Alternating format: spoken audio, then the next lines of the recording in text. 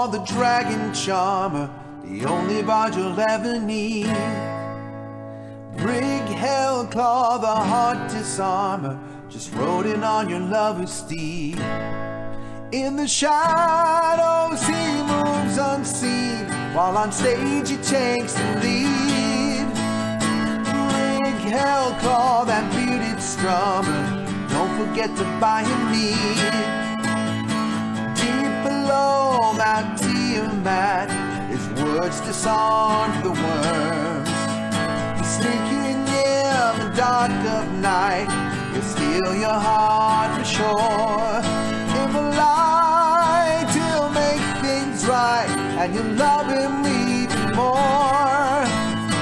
Brig Hellclaw, that rakish siren, spinning tales of distant shores. The show will always go on, but he never forgets his mission. Not just to sing or strike a chord, but to leave them wanting more. Brig Hellclaw, that roguish bard, watch out for what he has in store. He's in your town for one night only, be sure to bring your gold. Sit yourself down and grab a flagon, enjoy the stories told. Writing songs for friends and foes, his music warms your soul. Brig Hellclaw, the storyteller, songs will make you whole. The show will always go on, but he never forgets his mission. Not just to sing or strike a chord, but to leave them wanting more. Brig Hellclaw, that roguish bard, watch out for what he has in store. Brig Hellclaw, the storm runner, may he live forevermore.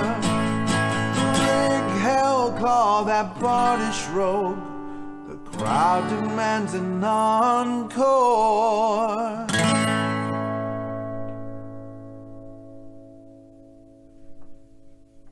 That'll do, Brig. That'll do.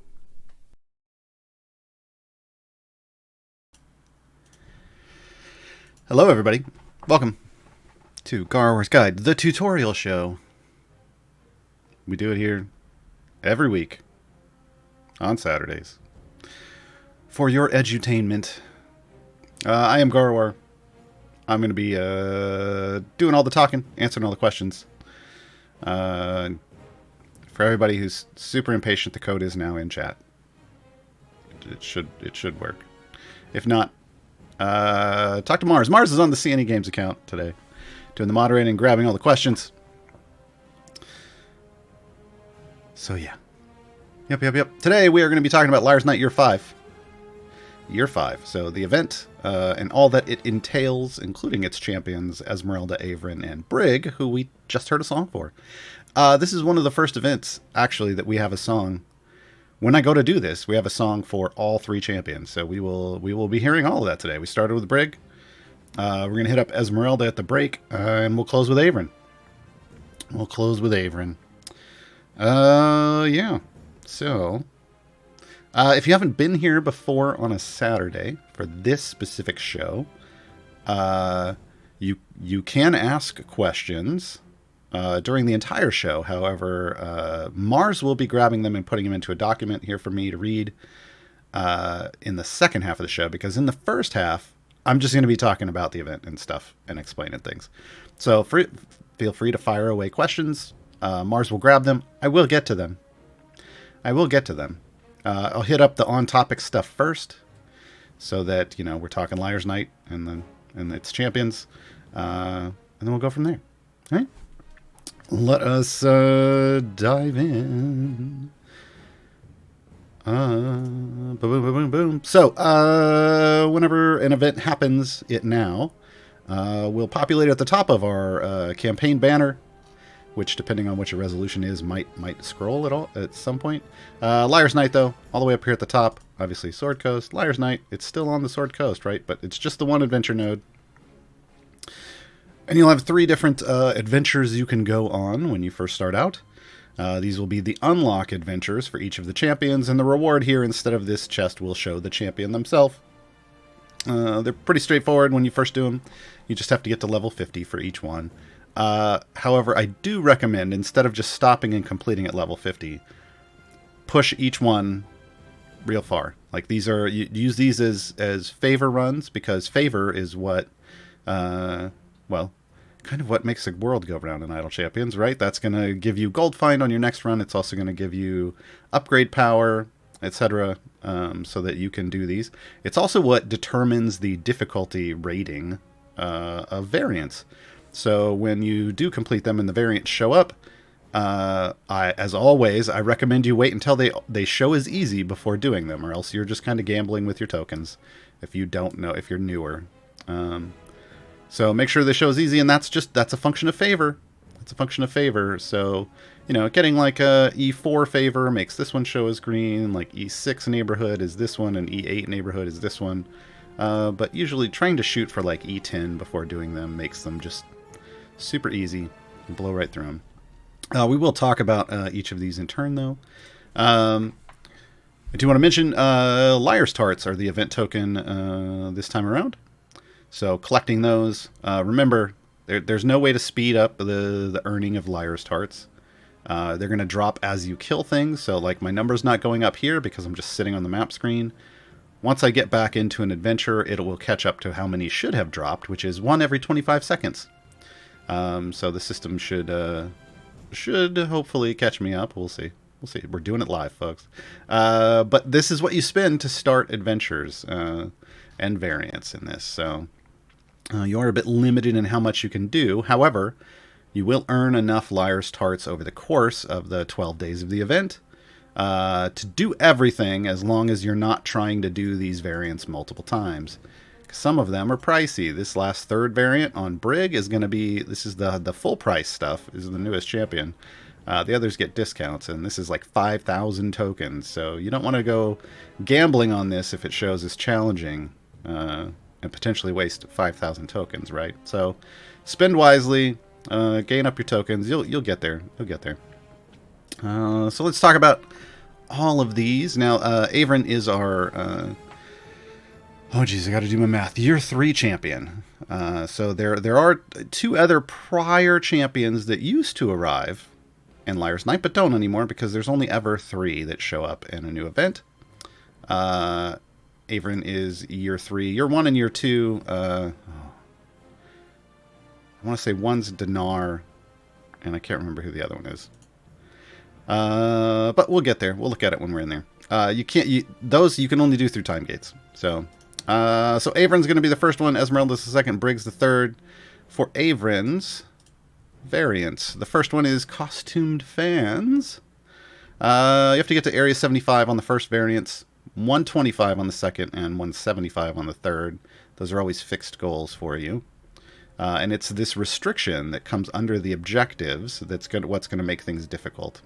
So 2 costume fans join the formation ready to be champions. Unfortunately, they're not champions, so they just take up space. Man, Stage 5 clingers. So this means you're going to be down 2 champions, which means you're going to be down a lot of power, right? Champions, those support buffs, they're powerful. You're going to be down that. You're going to need to make up for it some other way. How do you make up for that? Favor. So with something like this, I know I said wait for this one to show as easy, but for something like this, just in case, you can wait until this one shows as easy. And that means you'll have more than enough favor to do costume fans, right? That's kind of how you plan that out. Just for every slot that you're down, add another order of magnitude favor. What's an order of magnitude, Gaarawarr? I'm going to answer this question already. If you're using scientific notation, and you should be, hit Y, and it'll switch over to scientific notation. You'll see these E numbers. An order of magnitude is E01. So I have E50, right? I have way too much favor. But if you were at EO4 for costumed fans, this takes EO6 roughly to get to make it show as easy. Then that's 2 orders of magnitude, 1 for each champion that you're missing here. And, you should be okay. You should be okay, right? So keep that in mind. The formation here, if you noted, all the formation layouts for this event are 2 frontline slots. So I almost said double tank formation, and that's kind of what it comes down to. But sometimes you might not put tanks in the front.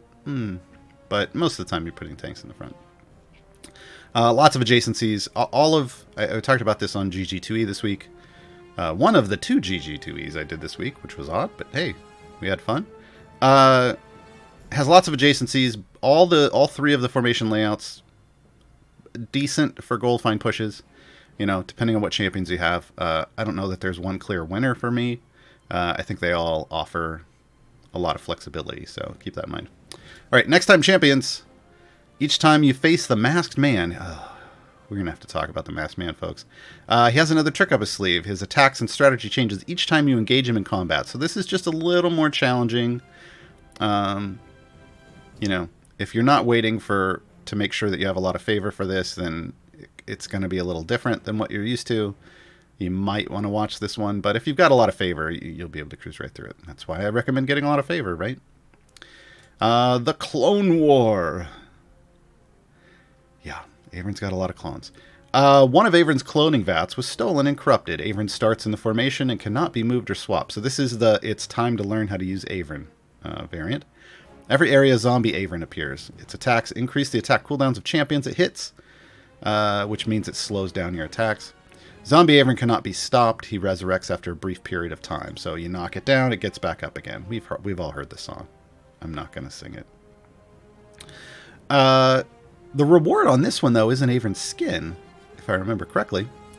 And it is the zombie Avern skin, so it's nice to get that. It's nice to get skin rewards. This is one of those cases. So yeah, I mean, this one's pretty straightforward. It's just, you want to make sure you're doing enough damage. Again, you've got enough favor so that you're killing everything instantly, including zombie Avern, right? Otherwise, it's going to make things real slow.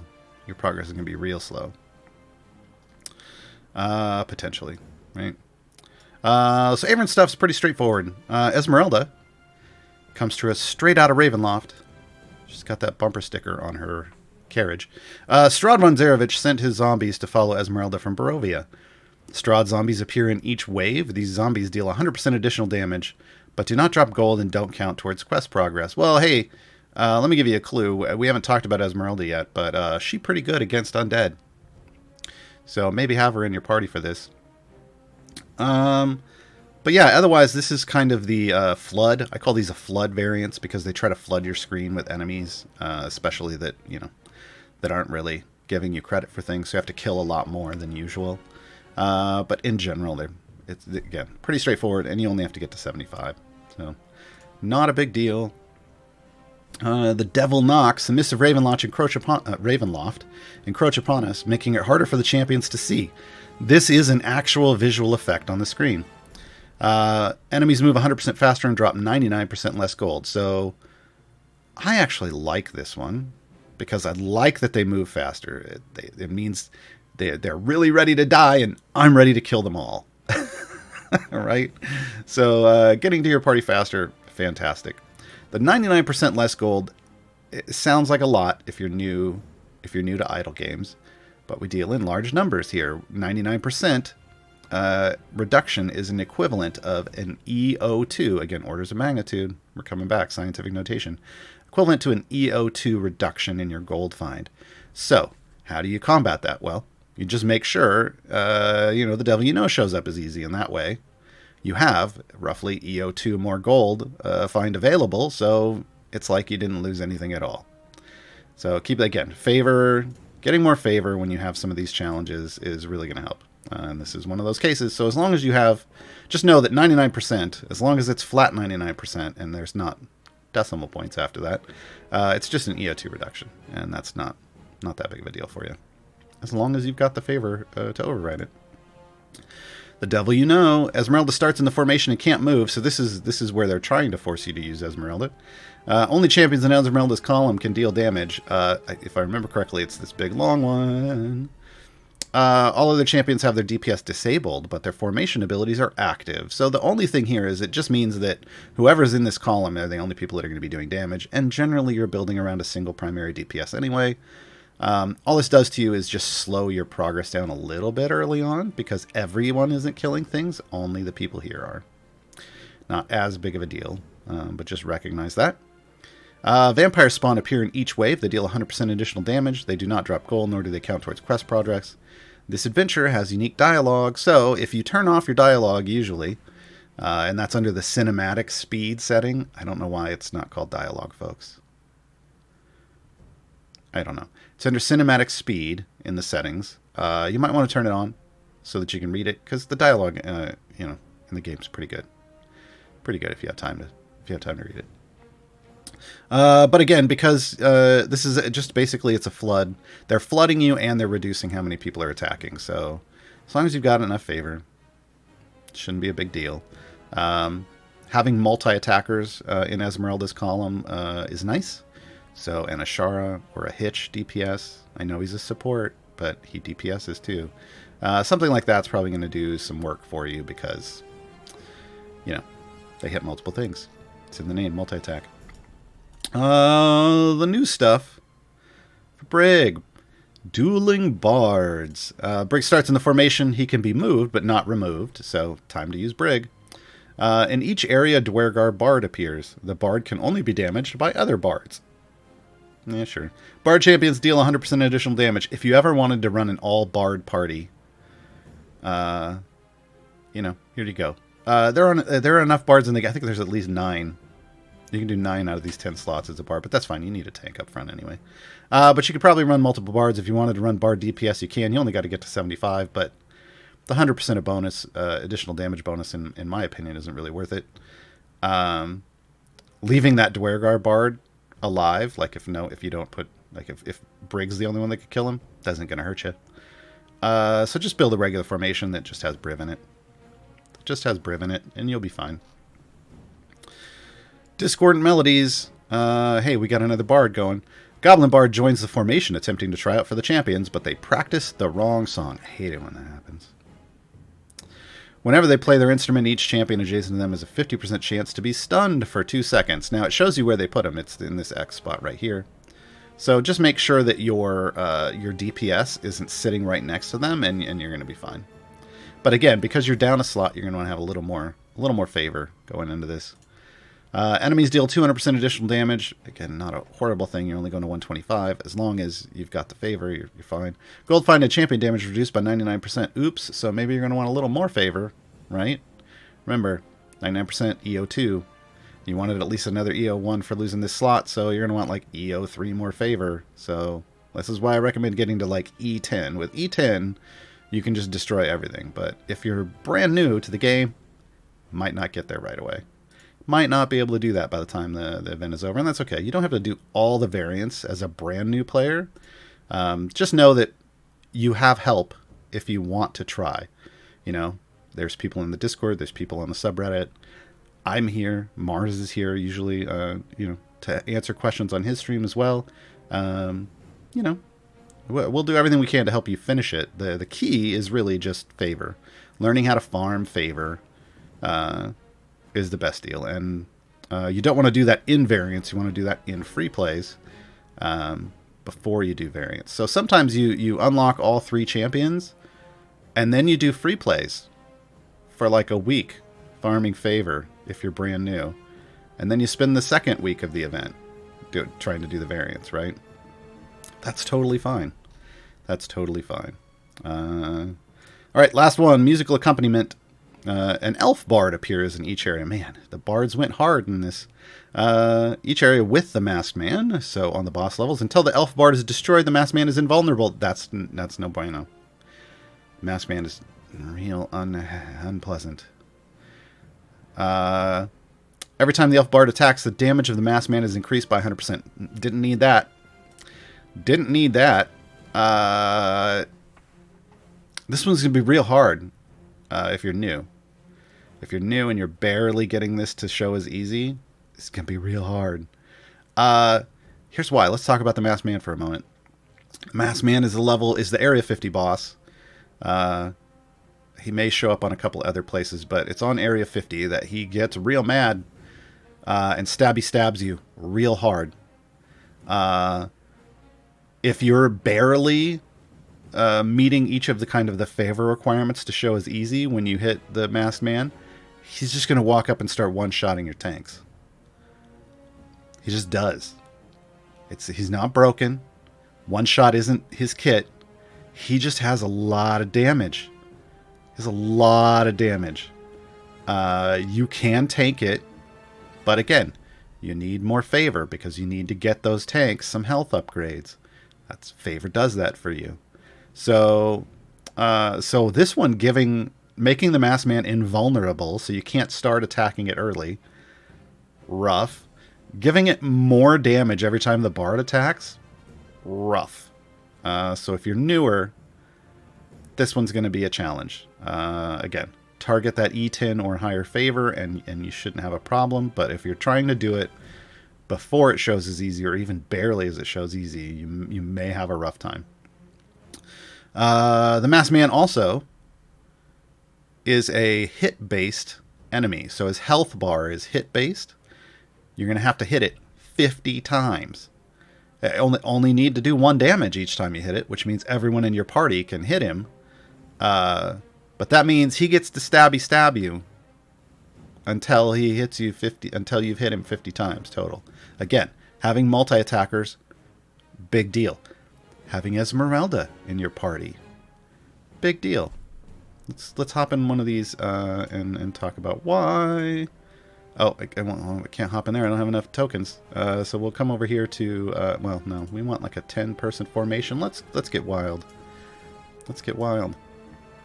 And we'll do it at the carnival. I'm not paying for your popcorn or your sodas or your candy corn or your cotton candy, folks. You got to do that. But we'll talk about all. Oh, I guess I could have left her in here, huh? Because that's who we want.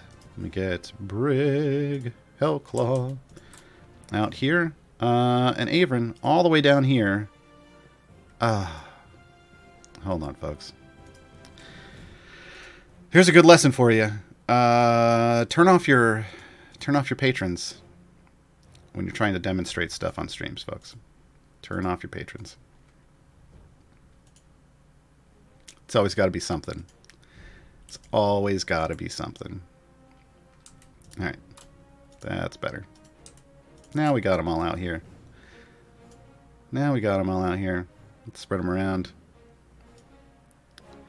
I don't know, we'll just line them up in a row. All right. We'll just do this in order of slot. Esmeralda, slot 1. She is a monster hunter. She's pretty awesome. Let's move her up into the front while we talk about her. Esmeralda comes to us from the mists of Barovia.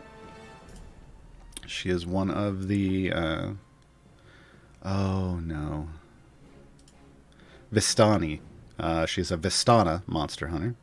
I was like, the word, it starts with a V. What is it again? All right. Her attack is actually, oddly enough, even though she carries a nice rapier, Firebolt. She's got a magical base attack that comes in handy for Ulcoria purposes. Keep that in mind. Her ultimate, My Signal. Esmeralda causes the enemy with the most debuffs active to take 50% more damage for each active debuff on them, stacking multiplicatively. So, if you happen to if you're running a formation with Esmeralda and a lot of debuffers, and you get down to that boss, pop that ult, because the boss is going to take a lot more damage because of all the debuffs you just stacked up. She's classed as a fighter wizard. She is human. They could have put Vistana here. I think it probably would have confused people, so they just put human. Her abilities start off with the Devil's Playthings. Increases damage of champions in Esmeralda's column against undead creatures by 1%. That percent is modified by your upgrades and your items and potentially other things. So that's going to go up. What it does against it, again, starts off undead because Barovia, but we can modify this later. We'll get there. Training montage. This is the good stuff. Esmeralda marks enemies as she trains the champions with her vampire hunting skills.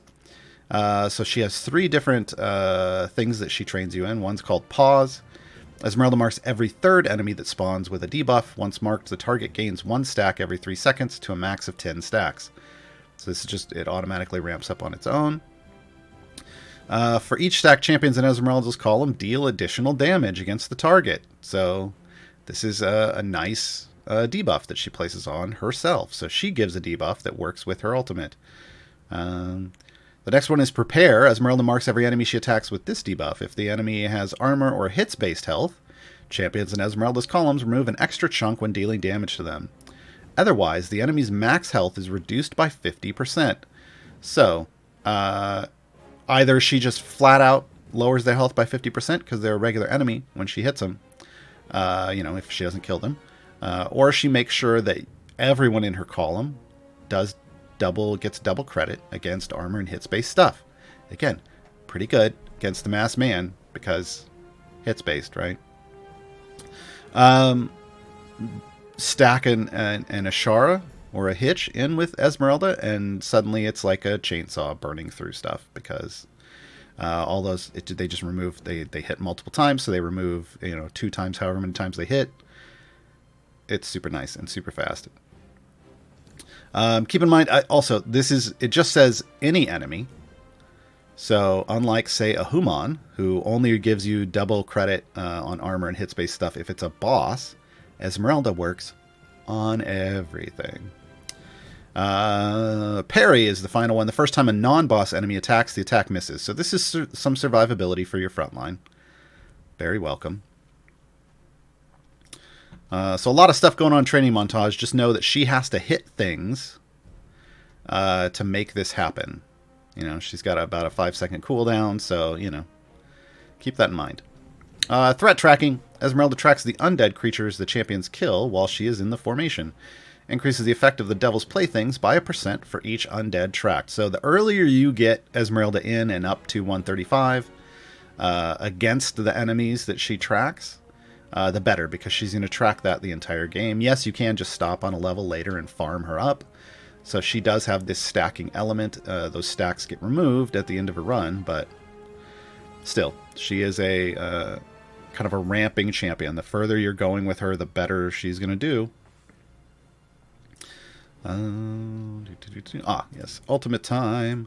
So this is this first specialization set for her ultimate. She gets 2 specializations.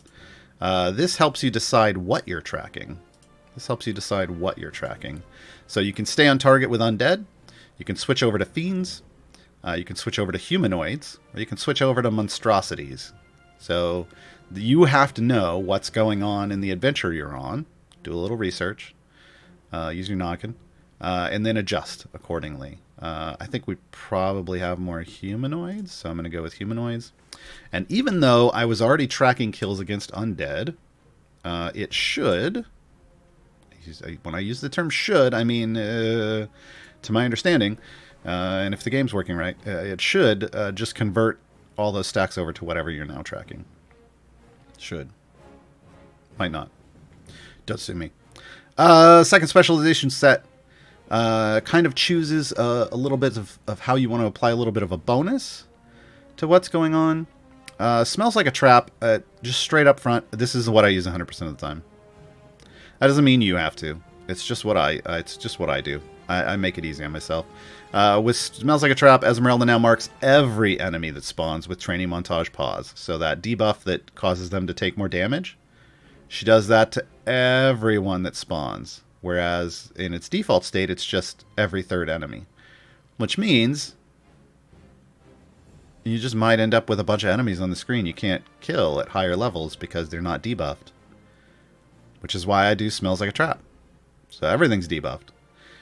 We trained for this. Basically gives you the ability to put Training Montage and the Devil's Plaything on all champions in the formation. So it doesn't have to just be in her column. So if for some reason you're in a situation where You just can't place Esmeralda in the same column as your DPS. This gives you some flexibility.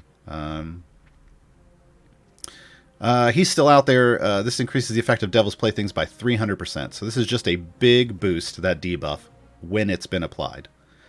This one requires the reason I use Smells Like a Trap is I don't want to get to a boss level and then have the boss not be debuffed, and then I've just got to do the boss level over again and over again until the boss actually has the debuff, because otherwise I might not be able to kill the boss, right?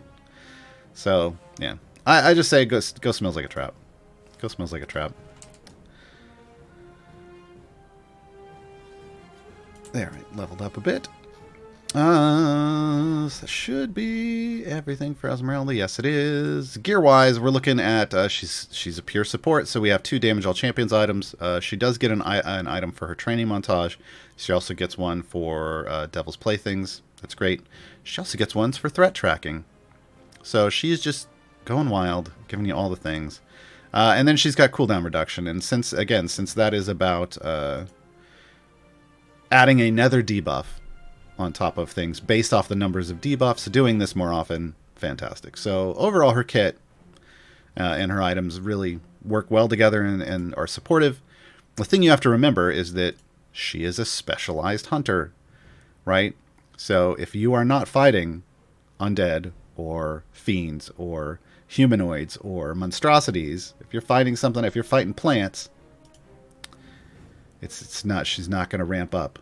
She's not going to ramp up at all. So, when she is in her specialty, she is amazing. When she is not, not really. So keep in mind that's, when you're facing off against one of her specialties, she's going to be a great asset to you. That's really what you want to take away from this, and know how that works. Feat-wise, again, the normal increase all damage of all champions stuff you get with supports, but then she gets some specialties into training montage primarily. She also gets ones for Devil's Playthings and threat tracking so far. And speaking of that threat tracking, it will count it up over here as you kill stuff, so you can watch it. There are no humanoids here. Yeah. But I think it's all. I think we're doing bubbles and weird things, and there just haven't been humanoids. Yep. So that's Esmeralda. Let's talk next about Brig Hellclaw, the Bardish Rogue. He's on fire. Brig, character of Jason Charles Miller, the Bard from Bardic Inspiration. This is his character from Sirens of the Realms, or Sirens, I think is the new name for it. His base attack is War Loot. Brig leaps out and smashes a random enemy with his metallic guitar. Don't worry, folks. It's adamantine. It's going to be fine. He can hit things with it over and over and over again. It stays in tune magically. So he's coming at us full support. Everything in his kit appropriately built around hype. It is the first ability you get for him. Everything else feeds into it. So just, understand that Brig's all about the hype. So Brig increases the damage of everyone in the formation by 100%. That's great. That means you can place him, based off this alone so far, you can place him anywhere you want. He's going to buff everybody. For each hype stack, the buff is increased by 10%, stacking additively, and then applying multiplicatively. But, all buffs apply to you multiplicatively. So that's great. So everything else is going to feed into that. Rallying Chord, Brig's hype is increased by 5, while at least one enemy has been defeated within the last 10 seconds. So that's straight up going to give us 5. If no enemy is defeated in the last 20 seconds, Brig gains 1 hype stack each time a unique champion attacks, up to a maximum of 10. So you actually get more from Rallying Card if you can't kill something. That's fantastic, because you want that extra bonus to help you kill it. But then once you kill it, it'll drop back. It's going to lower itself back down to 5. Just keep that in mind. Inspired Bard. Brig gains 1 hype stack for each adjacent champion. He gains an additional hype stack for each adjacent champion whose listed attack damage is higher than his. So a couple things here. This is the first positioning related thing. So you want him ideally surrounded by lots of people. Right? Like if I put him here, he could be surrounded by 5, potentially, right? And then you also want listed damage. There's a listed damage reference right here. Whose listed attack damage is higher than his? Well, what the heck is listed damage? We've never heard that before. It's this number right at his feet. That's what they're talking about. So, listed damage for Averin, E59. This is why we use scientific notation, folks. For those of you who don't know. Instead of trying to figure out what all these letters are, like if I do this... Oh, yeah. SD damage? I don't know what SD damage is. I don't know how that compares to like XY damage or whatever. So, yeah. Scientific notation. I immediately know that E53 is lower than E59 is lower than E53 is lower than E69. I know they do more damage than I do. I don't even have to do some math. I don't have to do I don't have to worry about what the letters mean. I just know that, the numbers are larger. Use scientific notation, folks. It's fantastic. So, in this situation, I would get credit for both of these, and I would get additional hype because both of them have more damage than Brig does. Right? That's what you're looking for in that regard. Specialization setup. Backup singer. Brig gains 2 hype stacks for each champion in front of him in the formation. So if you were in a situation where there was like a single backline spot and you wanted to put Brig back there, you'd get credit for everyone in front of him. If not, you could go cream of the crop. Brig gains 2 hype stacks for each champion in the formation whose listed attack damage is lower than himself. So, yeah. You have to do some calculations here, folks. You have to figure out... I'm sorry, I can't just tell you to go with one or the other. You have to look at where you're going to be placing him in the formation to maximize your other hype stuff going on. And then look at these and see which one of these is going to give you the most. They're each giving 2 hype stacks, so you just have to figure... You have to do the math. Are you going to get more people whose damage is lower than him? Or are there more people in front of him in the formation? It's not a lot of math. I believe in you. You can do it. But that's how this works. Now, again, this means there's a higher than himself bonus that he gets, and then this makes a lower than himself bonus, and that's just... That it might hurt your head a little bit. So I'm just going to go backup singer. I'm going to go backup singer. For demonstration purposes. Oh, I fired his ultimate off on accident. Apologies, folks. But it was cool. I'm sure you saw it. We'll see it again soon. Critical moment. Here's another one. Brig gains 1 hype stat for every 5 enemies on the screen, rounded up. He gains an additional 10 hype stacks whenever a boss enemy is on the screen. This is the big one. This is the one that gives you the most hype, potentially, right? The maximum cap, if you can tank it, for enemies on the screen, technically 101. 100 regular enemies and a boss. That should be the cap. So if you're trying to do the math, that means you could get technically like 21 out of this. If you're on a boss level with endless streams of enemies. Eventually they're going to end. And it's just the boss and 99 or 100 of its friends. So keep that in mind. This one is the one that basically is a ramping one that's going to build up over time and get you lots of stacks. Nothing else. Nothing else. So his gear supports all this pretty directly. Oh, no, wait. I skipped one. I skipped volume up. How did I skip volume up?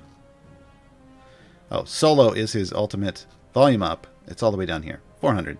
That's how I skipped it and just scrolled right past it. Volume up is his version of a permanent stacking ability. But it's not. It doesn't gain stacks indefinitely. You set a high water mark, and that high water mark sticks around until you beat it. This is manipulatable in the sense that you can figure out what the theoretical high water mark is for hype, go earn that somewhere, and then you never have to worry about volume up ever again. So volume up increases the damage bonus of hype based on the highest number of hype stacks that Brig has ever had at once. The increase is 5% per hype stack, stacking multiplicatively before applying.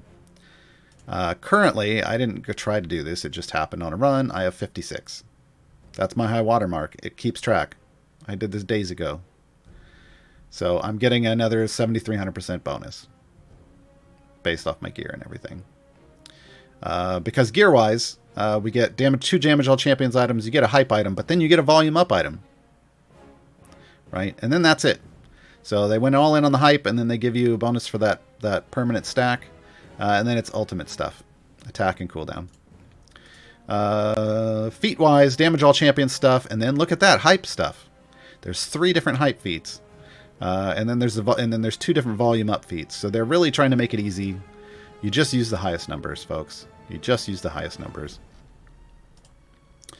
So pretty straightforward in that regard once you've got him set up. So just know that Brig is one of those champions where you're going to want to go to a level somewhere that meets these requirements, and that you can tank 100 enemies and have a boss on the screen and surround him with 6 champions and do all these things, right? You want to do all these things and get him the highest number available. The community currently is theorized that the highest one is 75, and a lot of people have set that already.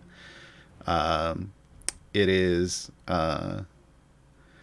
done. The place that everybody's been doing it in is Tomb of Annihilation with the zombie T-Rex, because the zombie T-Rex just pukes up zombies until there's 100 of them out, and then you get credit for the T-Rex too.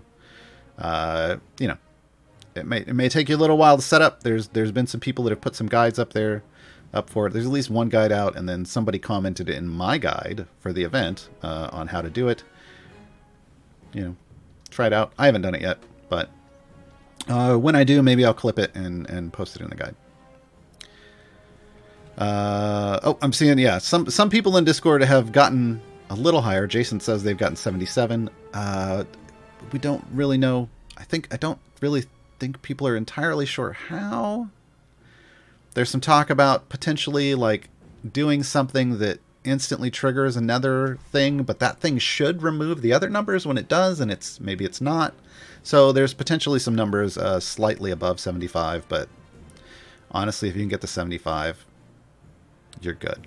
Because remember, it's a small increase above that. It's not some huge thing like trying to work out and trying to get a couple numbers up there. If you can get 75, you're doing amazing. Doing amazing. Proud of you. All right. Avron's up next. I've got him in his zombie skin. I kind of wanted to show off the skin that you get. This is a normal skin. This is a zombie one. He's got a new one on the Epic Store that we don't have here yet. That's his Ascendant skin where he's a lich. It's fantastic, folks. It will eventually show up in the gem store everywhere else. Eventually. Avron, though. Coming at us. Warlock Sorcerer. Half-elf. From the Heroes of the Plains. His base attack is Spectral Shards. It is a magical base attack as well. So again, functional with Alcoria. Avron tosses 3 Spectral... Oh, did I look at Brig? No, Brig is... he smacks him with the guitar. So this is melee.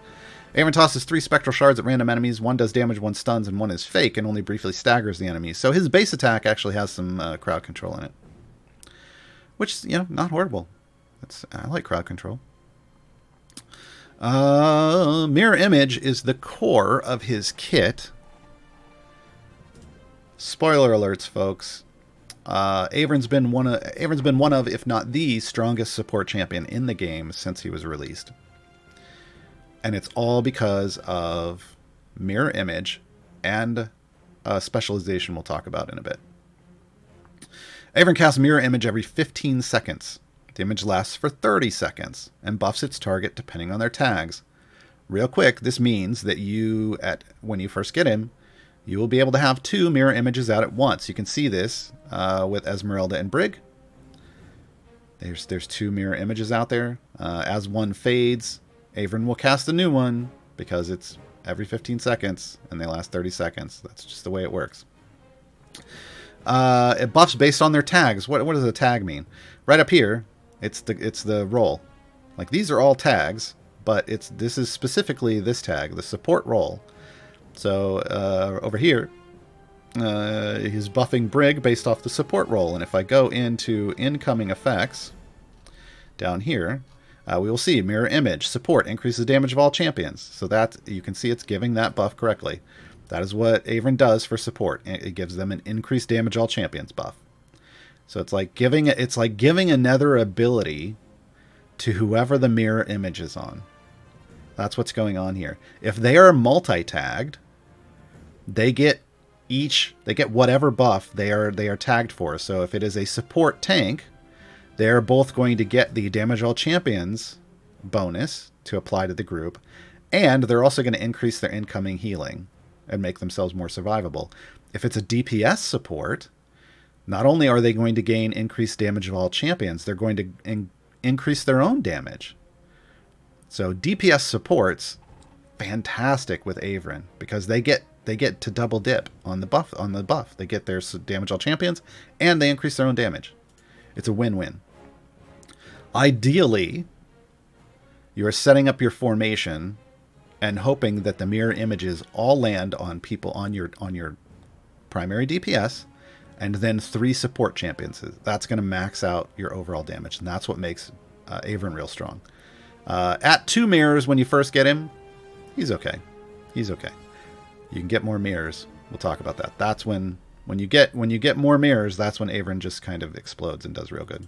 Like, not literally explodes, but you know. First specialization is determining where the mirror is going to try to fall if it can. So you can focus on good, neutral, or evil. So this is the good, neutral, evil axis. This is this is the neutral on the good, neutral, evil axis, not on the lawful, neutral, chaotic axis. So keep that in mind. So whichever one you choose, it's going to look for those people first. So for Zorbu's a good champion in the alignment, so you would choose Mirror Focus Good. For Ashara, she's a neutral champion in this alignment, so you would choose Mirror Focus Neutral. For Artemis, he's an evil champion, you would choose Mirror Focus Evil. This is you base it off who your DPS is, so that your DPS is always going to get a mirror, ideally. I don't know. We'll go neutral, just for demonstration purposes. We'll bring Ashara out here in a minute.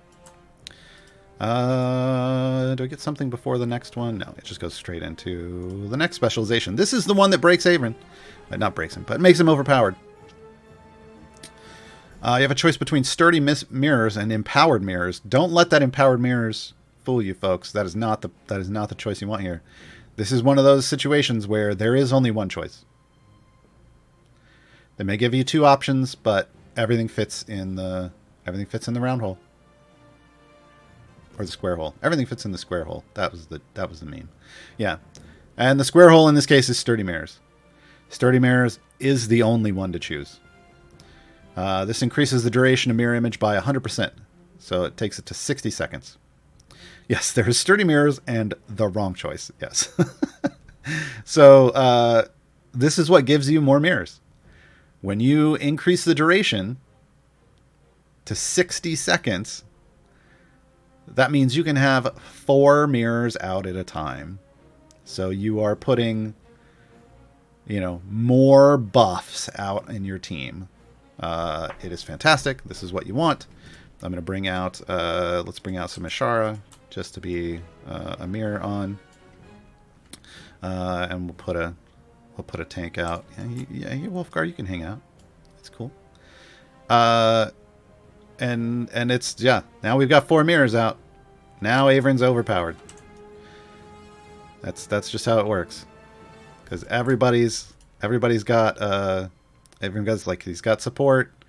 Ashara's a DPS support, so she's getting she's double dipping here. She gets the support and the DPS increase. Yeah, it's just, this is how you win. This is how you win, folks. And then so everyone's pretty straightforward.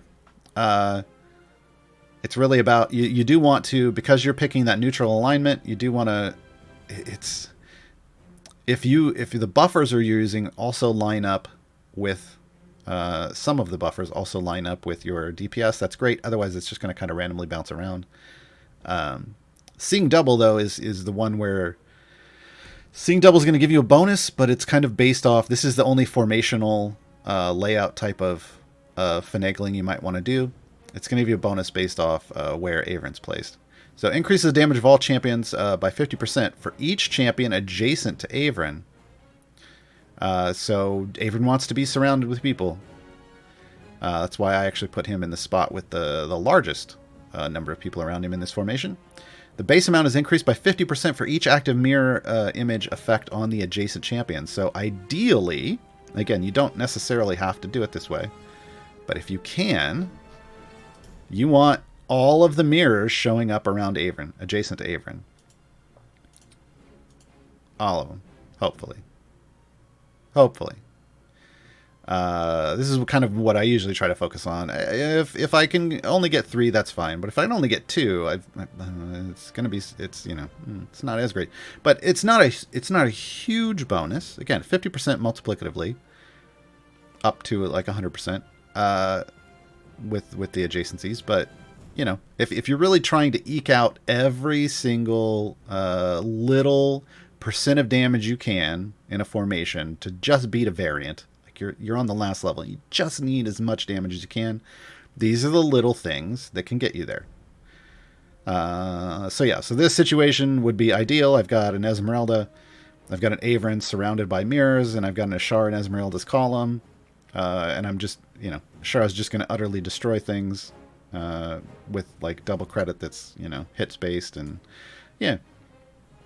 This kind of setup really good against the Masked Man. Like this column with Ashara and Avern and Esmeralda.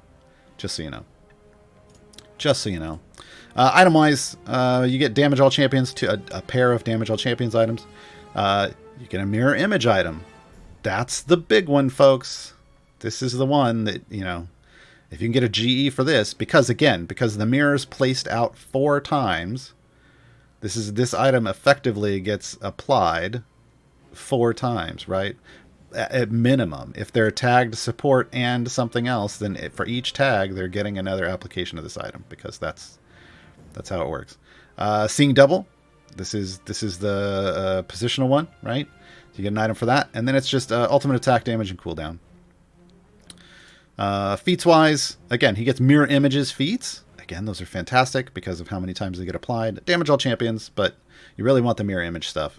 He's also got some seeing double stuff too, but that really kind of, yeah. I mean, ideally you would run 80% and 80%, but maybe, I don't know. It's probably still better 80%, 40%. You do the math.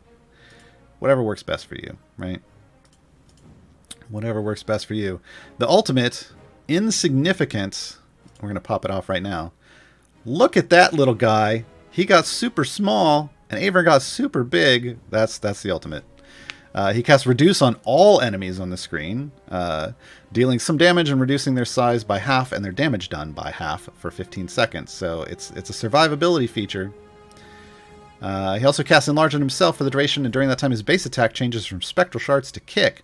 And when he kicks them back. So that's also some crowd control. So ultimately this is a nice survivability ultimate. It also tuned to do some decent damage. So it's kind of both. All right, I'm gonna take these out. Oh, that was the wrong one. We want Esmeralda in. That's right. So those are our 3 champions. Let's talk about ultimates. I can't really. This one doesn't do anything when you show it off, but this one does. Solo. So Briggs' ultimate performs a killer solo with flashing lights and musical notes flying everywhere, damaging, pushing enemies back with massive sound power. For the next 30 seconds, Briggs' hype stacks are increased by 11. Spinal Tap reference. You ready for this? Once we load into the next screen, I'll fire it off. Here we go. I love this. Boom! It's fantastic. I like it. Let's talk achievements. Oh, Krond was the other one that was originally on Liar's Night. So Krond and Dinar were Liar's Night Year 1 and Year 2, respectively. They can only be achieved or acquired now by time gates.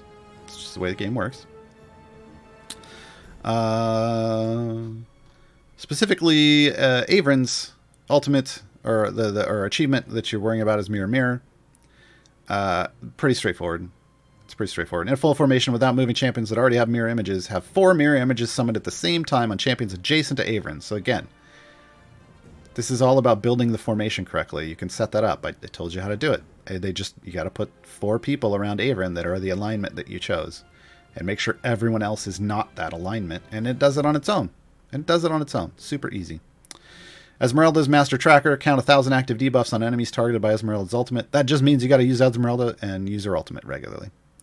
Helps if you're running debuffers in your party, but you probably are. So real straightforward.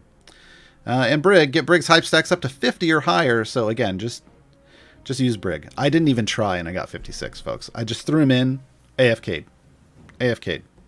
and he ended up with 56. So all of the achievements this time around, in regards to the champion specific ones that that people sometimes you have to do something to earn. Yeah, pretty straightforward. The only thing the ones you really want to focus on this event are these numbered ones. These are the only ones that can only be done during an event. So trying to reach 275 in any free play is a good goal to have. If you're a brand new player, you might not get there. You may just grab these 175s, and that might be it. So keep that in mind. But the numbered ones are the only ones that can only be done in an event. Everything else can be done either just generally anywhere or in a time gate. So like these ones that are that require you to do the variants, like complete all 3 variants of the Trickster's Delight. Ideally, you would do these in an event. So for these champions, you want to try to do this event if you can. But for like these older Liar's Night champions, you just have to you get 1 variant in each time gate. So it means you'd have to do 3 time gates for each one eventually.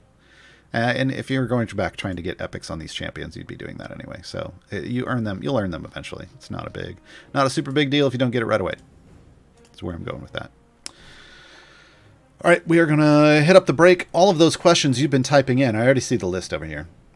There's almost a couple dozen of them already. Mars has been working hard grabbing all of those in chat, so they will be there. If you have any that come up during the break, you can type them in too.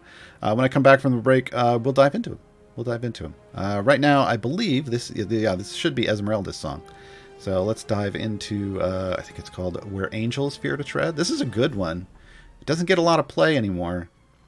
I'd love to hear Jason do it again, but I don't think he has it prepared. But yeah, I will be right back, folks.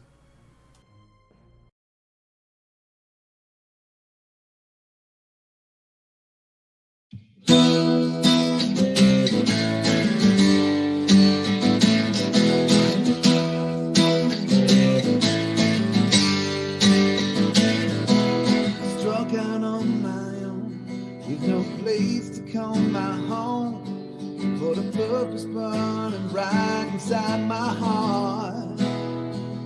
Saw the mentor on my quest, right to study with the best. Now there's nothing left but vengeance in my car. When fate took my leg, I got up to fight again.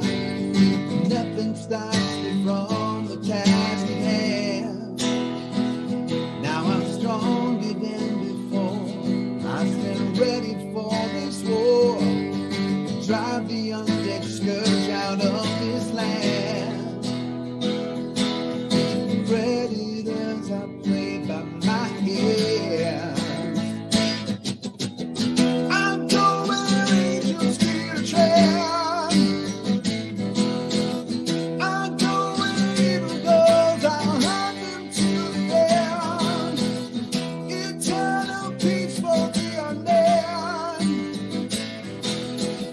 I'll send them on ahead. It's time to make amends.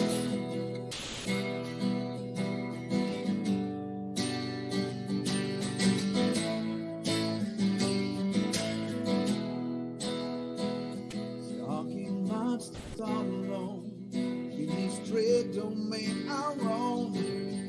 Ancient evil hounds me every night. Search across this land. Oh, I don't understand how to break the curse and bring back the light.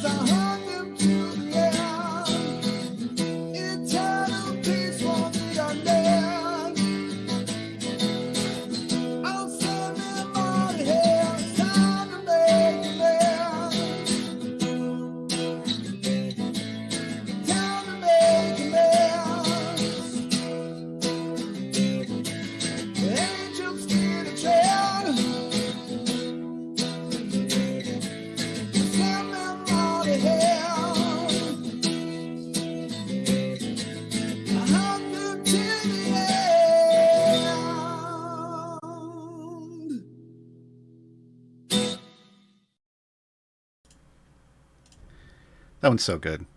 That one's so good. I think that one, Jason needs to play that one again live. I saw a question. I'm just gonna address this one right now. Andrea Raven, wait, where can I get this song? It's not in the game. Yeah. There were only like 8 songs that were produced. Oops, that's the wrong button, Gaarawarr. There were only 8 songs that were produced originally for Bardic Inspiration Volume 1. They're right there. And then now we have the Idle Champions theme song that's been produced as well. So that's 9. There have been 9 songs produced.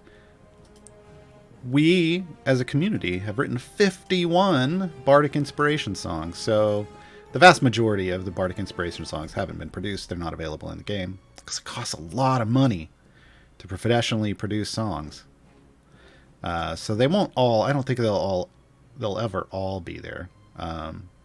So I get these clips off of highlights. They've all been highlighted on Twitch here on this channel. So you can go to the videos and the highlights and you can get them there. But otherwise, yeah, that's it. That's the only way. That's the only way you're going to hear it. Or get him to play it live on one of his shows. Yeah. But like I said, I don't know if he has this one prepared. He should. He should get it prepared because it's so good. So good. All right. I'm going to hit up the questions now. We're going to stick to things that are somewhat on topic for the event. And we'll go from there. This is somewhat on topic. That Emily girl, the new Brig hero, looks totally like you. Is there something I missed? Jason and I are just both white men with gray beards and shaved heads. But no, the Brig is Jason Charles Miller's character. What else do we have? What else do we have? Infinite Monkeys. Have you seen any maths yet to indicate how Brig compares to other supports in his slot and generally? I mean, I think it's still really early, but I think, you know, if you're just going off math homework people have done, feels somewhat comparable to other stuff going on in his slot in terms of support. I think the direct comparison is to Omen, and Omen wins out a bit because, I mean, Omen's got Goldfind too, right? He might have a little better buffs, but again, that's all depending on gear and, you know, if you're max level upgrades and stuff. So just, I think Brig's going to do his job and do it well. I think he's in that functional grouping. I don't know that he's overpowered though, which is good. I don't want overpowered champions. I want them all functional so we can swap them in and all and out and get swippy swappy with them. Follow-up, do Brig's buffs work well with Archon or Artemis? No, because he just buffs everyone in the formation. So he does not have positional formation buffing abilities. It's just that his ability to earn hype stacks can be positional. So no, he's not an Archon or an Artemis support. The real Bunny Beast. Who was that masked man? Well, you know, if you read all the dialogue in the game, at times, you know, at times people think they know who it is. Like one time, I think Strahd dressed up as the masked man, but you know, I don't know if Strahd was always the masked man. He could be. He's got a mask on. We don't know.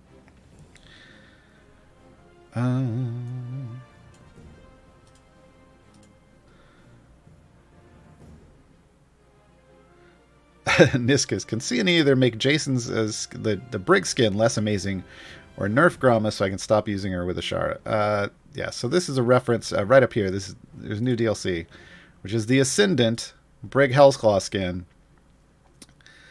Yeah, it's pretty good. It's pretty good. Yeah. And it comes with a familiar. Spiky the Almirage. And it's an 80% hype feat.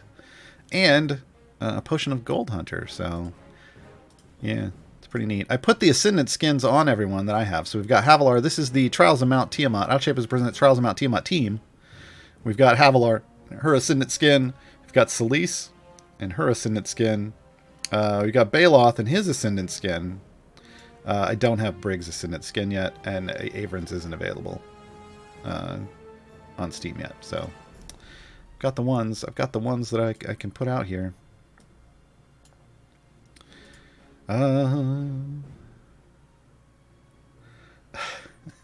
Yeah, no.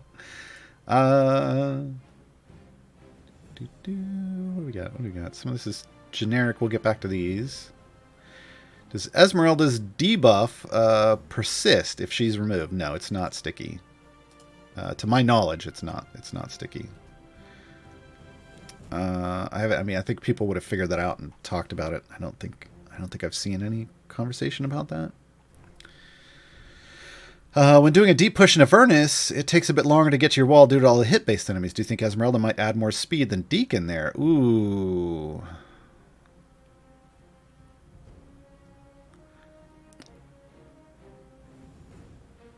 Hard to say.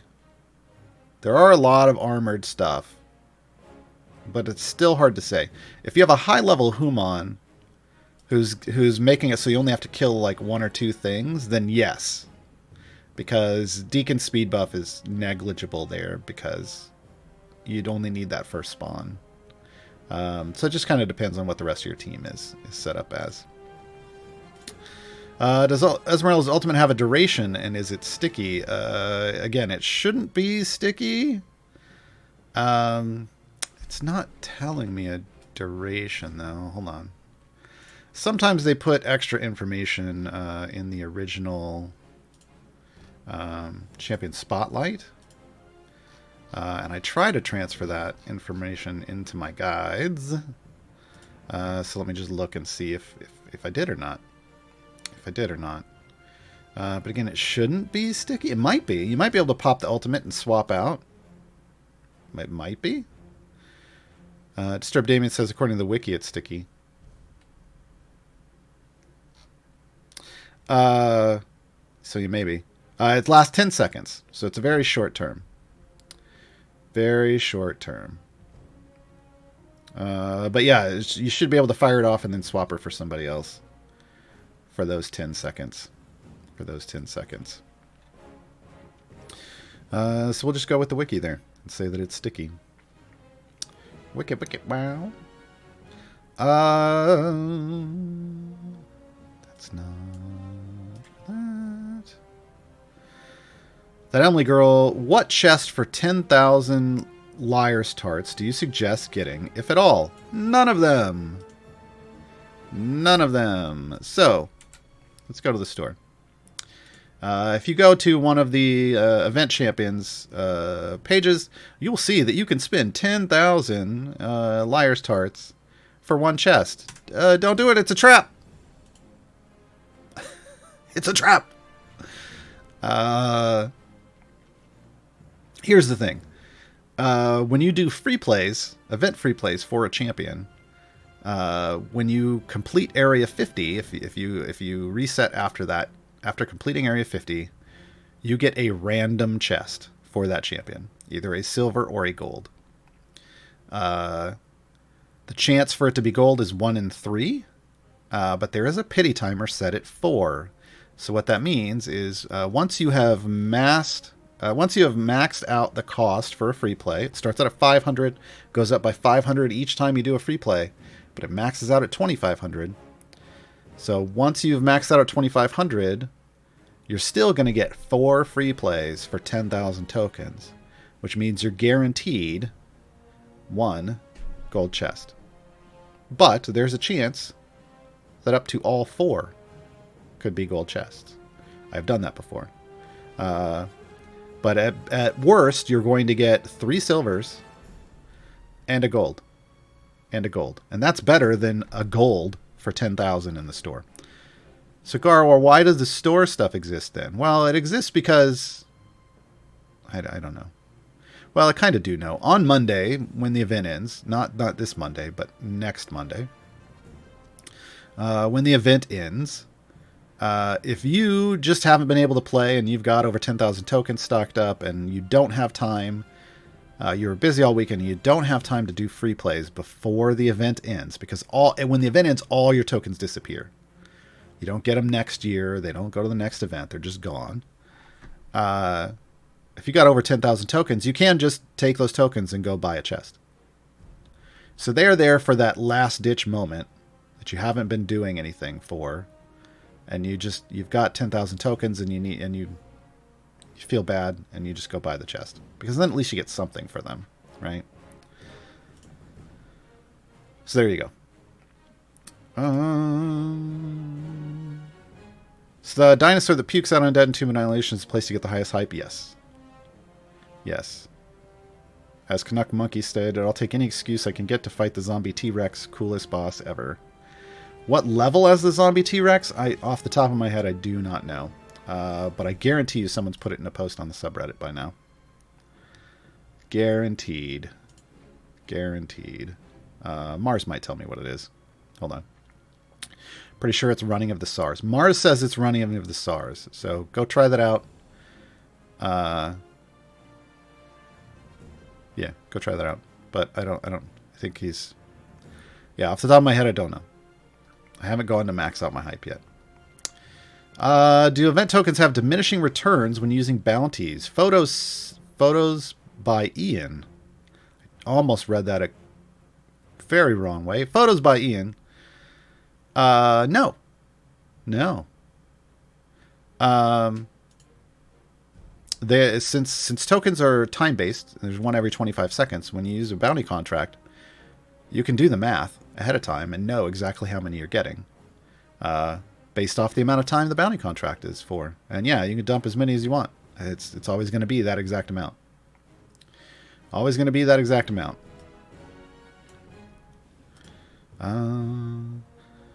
Jumbalolo, when doing the event, are you supposed to be getting one chest for every 100 levels, or is that only with time gates? That's only with time gates. Yeah, that's a time gate thing. So to earn extra chests in an event, you just run a free plate of 50 over and over and over again. You just cycle them.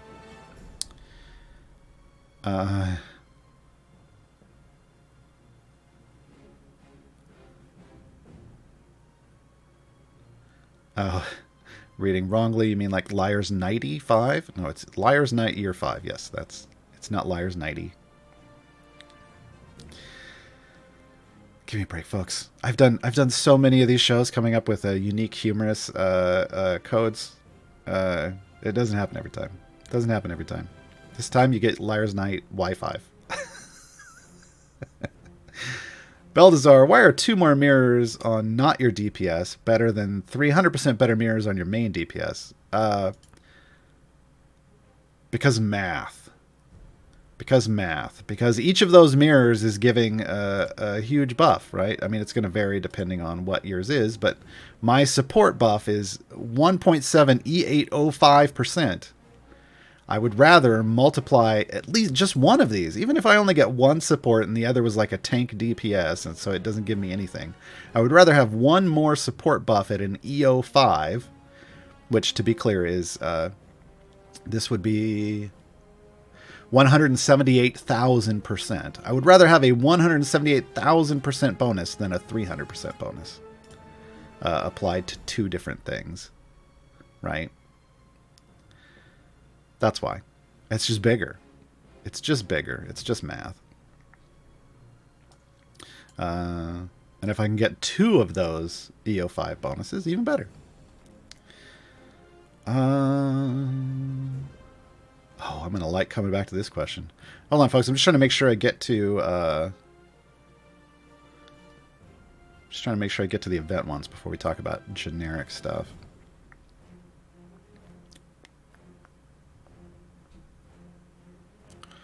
What is a Kiwi Mischief? What is a good newbie combo to deal with armored enemies? Ashara. Ashara and a rest and an entire formation to support her. Because Ashara does multiple attacks. A Hitch is also great. Hitch is also great. But for armored, it's usually just going to be your primary DPS.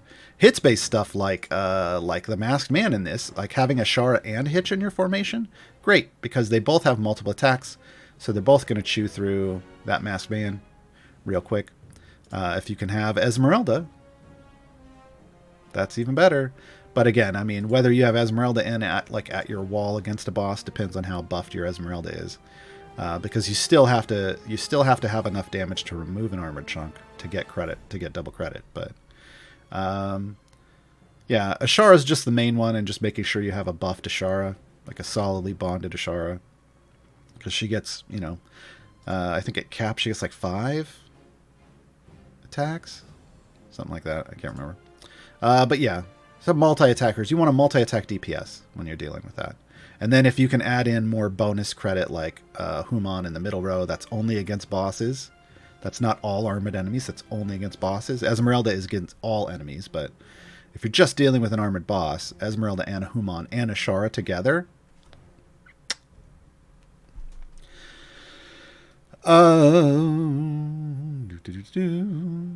Unnecessary Sky. Can you talk about the massive Avon because his numbers seem fairly low? I think I just did. And it's hard to see on the outgoing effects exactly how much he's doing. Yeah, it's not... You have to look on... Yeah, you'll have to look on incoming effects. Compared to a Nova whose buff is really high and easy to use. Yeah, but it's because the maths is... Each of the champions that has this this mirror image is going to have an incoming effect that's noted here. Like right now mine's EO5. Right? So every one of these that has a support tag is giving an EO5 bonus. Each of those EO5 bonuses is another multiplier against your DPS. So that ends up being very large. If all 4 are on someone with a support tag, that's huge. If your DPS is a DPS support, they get that EO5 for damage all champions, and they get a bigger EO5 for self-damage. So you have to look at all of those buffs, are all multiplying together against your DPS, and that is a bigger bonus in a lot of cases than what you would just get straight up off a Nova. That's why when you're trying to figure out what your best formation is, it isn't just about looking for the biggest numbers in your incoming and outgoing effects. It's truly about looking at 1, your Bud, and seeing what damage you're doing, and 2, how far are you going? Your Bud doesn't matter if you're not pushing forward, right? So in some cases you get a super high Bud, but you're getting killed so quick you don't move forward. So sometimes you have to sacrifice a little Bud for a little more tankiness, and then that tankiness lets you move forward. So ultimately the deciding factor is how far can you go? And the best way to do this is just get to your wall, and when you get to your wall and you're getting wiped over and over again, start swapping in different champions and stuff. Now Nova is difficult. You have to have Nova in from the beginning. These champions that have stacks, you have to stack them up from the beginning. So if you want to compare them on a run, you need to go in knowing you're going to compare that run. And you got to start off with like Esmeralda and Nova or Jaheira, like these ones that want to build up these stacks, right? Because they aren't just hot swappable later on. That is one of the strengths of Avon, is you can run anyone you want and then swap to Avon later. He doesn't care. He'll just show up. He'll just show up, and he shows up well. So, yeah. But he's got a really big buff. Now, at some point, we'll be able to go far enough in the game with Nova that Nova will probably overtake Avon. Just because if you have her in from stage 1, she's just going to collect so many hearts and minds that it's just going to be a bigger buff. I don't know that we're there yet. Someone can figure out that math, but I mean, obviously it's going to depend on your item, your gear and stuff between the 2 champions to see what the multipliers are. Somebody will figure that out, but yeah. Why saying Avon's only problem is that it takes time to load all 4 mirrors? I mean, it takes 60 seconds, but that's not, it shouldn't be a big deal for you at your wall. If you're having trouble tanking 60 seconds at your wall, who are you using, right? Maybe get a better tank.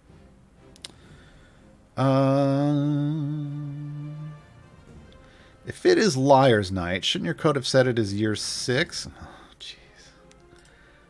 Look. A little too meta even for me. Look, there's some lies that you tell and they're fun, and then there's some that just confuse people, and I don't like to confuse people, so... okay, here's a lie I told on for Liar's Night. We had a bonus episode of GG2E on Thursday, and under today's topics I put Brig, and then I didn't talk about him. So, I've done it. I've lied for Liar's Night, but, not in a confusing way. Not in a confusing way. All right, back to general questions. Science Guy. We know you don't like tier listing champions. Yeah, I'm not going to read the rest of that. But yeah, I don't like tier listing champions. I don't. How about a tier guide to feats for each champion? No. Here's the thing. Here's what you need to know about feats. Go for the bigger numbers. If you don't understand feats at all, just make sure you're putting the big numbers in. There are only a handful of feats out there, like champions, that have feats that you need to know specific things about. Where it's not necessarily the bigger numbers. I mean, it kind of is, but it's about the abilities. Most of the feats in the game, it's just the bigger numbers. The bigger numbers, and you're good. But there are people like Krull, where it's just Virulent Strain. Krull has so many feats, folks. Krull is like a centipede in terms of feats. And yet there are only two that matter, and there's Virulent Strain feats. All the time. All the time. Just Virulent Strain. 24/7. Virulent Strain. But then you get some champions like Celise, where you can adjust how some of her things work, and maybe that's going to work out better for you. But for the most part, it's just bigger numbers. Bigger numbers. Rakadaka. For click debuff, which Arkira feats produce the bigger debuff? When you're stacking her, you want the healing. You want both of her healing ones in. And then you want the biggest numbers. Usually. Off the top of my head, well, let's go look. I use 80% Elemental Fire and 25% Healing Flame, I guess. Oh, it should be probably 40% Elemental Fire. I don't know. Play around with it. I think I was doing healing. I think I was doing that mix for a reason. But now, for the life of me, I can't remember why. Hold on. Let me go look. Oh, I was trying to see if the 25% for this would end up with a bigger thing, and I don't remember if I decided if it did or not. So generally speaking, the bigger numbers.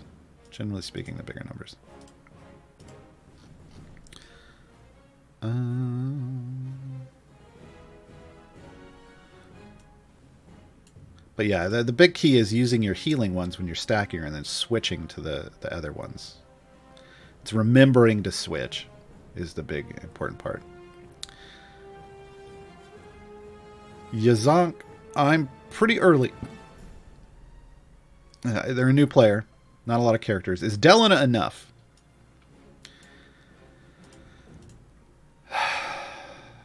So, when it comes to Delina, what you want to do is you want to open the settings. You want to click on the newsletter, and you want to sign up for the newsletter. And they will send you an email that unlocks a code in the email that unlocks Hitch. And then you use Hitch.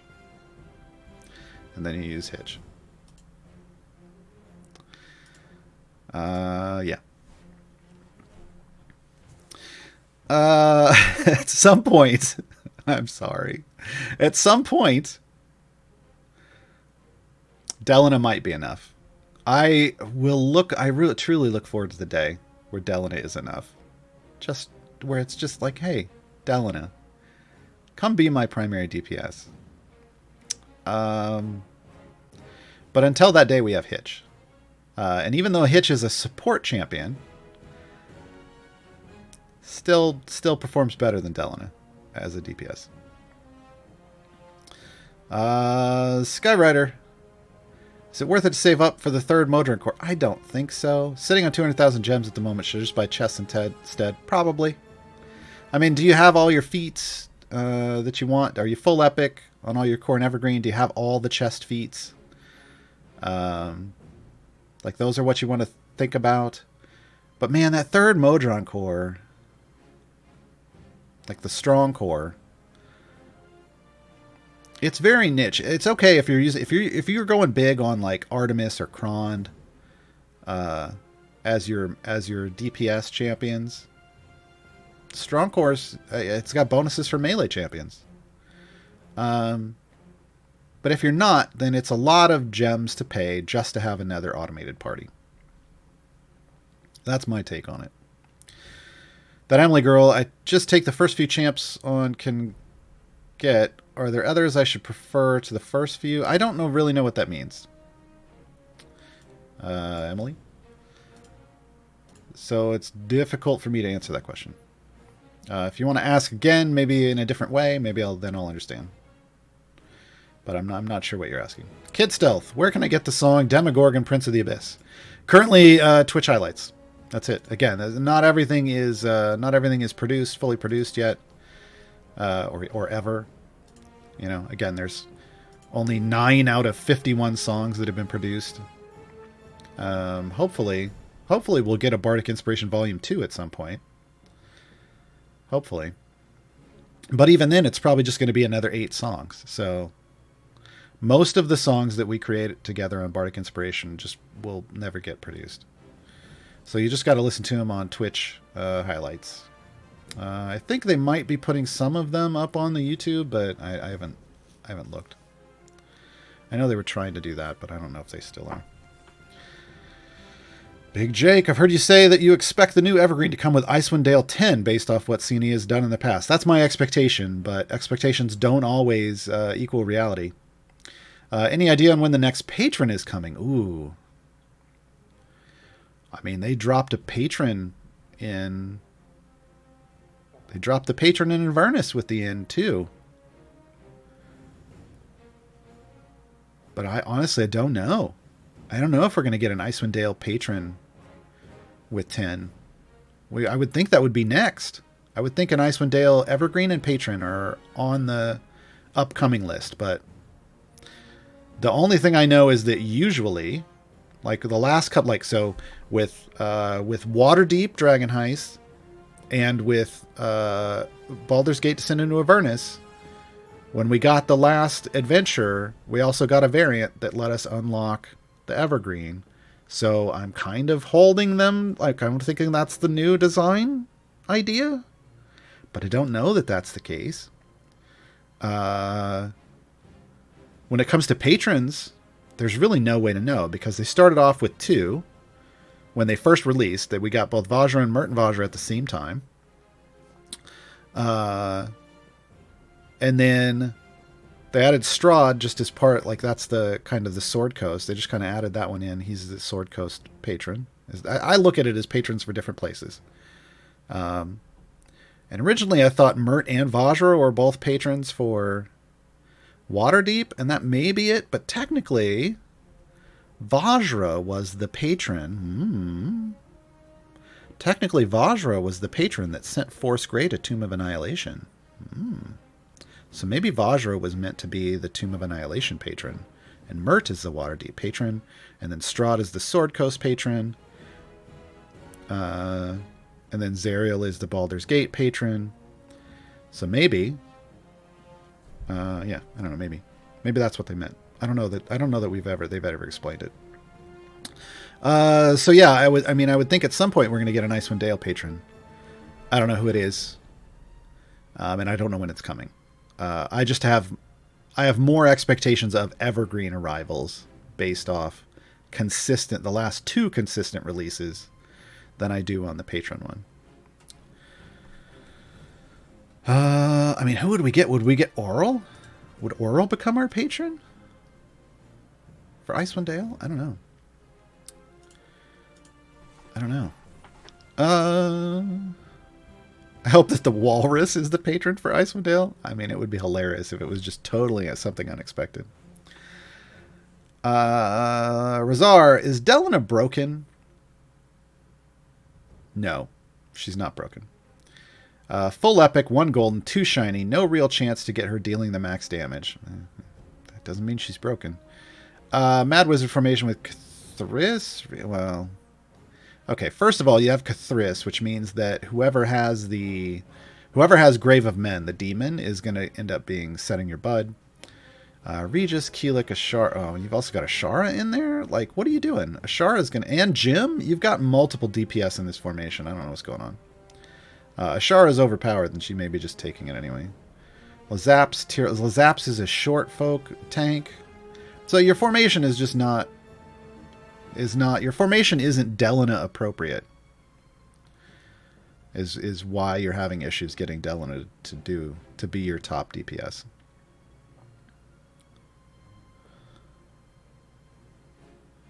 You don't think she deserves a label DPS? She doesn't support. I mean, you can get as hyperbolic as you want, but she is a DPS. I can build a Delina DPS formation. I've done it. I've cleared variants with it, like hard variants. There are times when Delina is your only option. Cleared variants with her. You just have to you have to use people who work well with her, and that situation isn't helpful to her at all. And you have to understand that Delina's power runs in waves, up and down. And there are going to be times where she's not doing a whole lot, and then times where she is. And when she reaches that top, that's when you want to spike her ultimate and get her doing even more. Like, her ultimate is yeah. She is just a little different because she is she's technically a wild magic sorcerer. So her stuff is a little random, and you just have to understand how she works and maximize her when she is at her best by her ultimate. But you really do have to build around her, and that formation you're describing is not building around Delina to try to make Delina successful. The Zork, can you have as a special occasion for the bard to play most of them like in a concert? Like for when Jason plays stuff, they do on the quarterly days of streaming. So like every 3 months there's like a day of streaming, like on a Wednesday. And lately they've been doing basically a Bardic Inspiration Request concert, where it's up to chat to play requests. Could he do the most of the 51 songs in an hour? No. Again, there's way too many songs to do as a concert, but you can, you can go in and try to get them, encourage them to play the ones you want. I always go in trying to get them to do one they haven't done in a long time. But it's a process. The Real Bunny Beast. Have we ever seen Gar and Jason Charles Miller in the same room together? I cannot play. We're not Clark Kent Supermaning this. I can't play the guitar or sing. This should be very clear. I am not Jason Charles Miller. My beard is different than his too. Come on, folks. Trajanaki. Guess I'm the hundreds who's suggesting it, but why don't we already have a Gaarawarr Artificer Dwarf? Because Gaarawarr is not an Artificer, first of all. Gaarawarr is a fighter paladin? And if you don't know why I'm saying paladin, then you need to go watch Storyteller Mars Presents. I have them up on my YouTube channel. These were the TTRPG shows where Mars was the DM, and I played alongside some other members of the community, including the Treavor, and others, and Lee, and oh man, Mars. Now I'm screwing up the names. This is why I don't do this stuff all the time. But Laura Lee, the player representing Laura Lee. Why do I? Allie Deichmann. I got there eventually, folks. But yeah, it's up on my YouTube channel. You can watch those. Gaarawarr he's got an axe and a shield, folks. He's a tank. He's a tank support. Sharkfighter 9000. Rosie is currently only tagged as DPS. Do you think she should have a support tag added? No. Since she makes every other DPS feel better about themselves. No. I do think she has a support ability, but she doesn't have enough. Her Her support ability is deflect missiles. She does have one support ability, but it's not enough to make her support, because I don't think she has a lot of all champs damage stuff that she would need to make her a DPS support. But that would be a good, I mean, that would be a good way to kind of, well, no, I mean, she is the DPS technically for the C team, the way they've built that team out in the game. It's just she's not super high. They could make her a DPS / support. They just need to add some other stuff. Oh, hold on. The captions decided to take a break. Take a break. But yeah, I mean, Rosie's in a worse place than Delana. So for the people in here who are saying Delana is not great, keep that in mind. Delana is functional. Delana's in the functional group of champions. Rosie?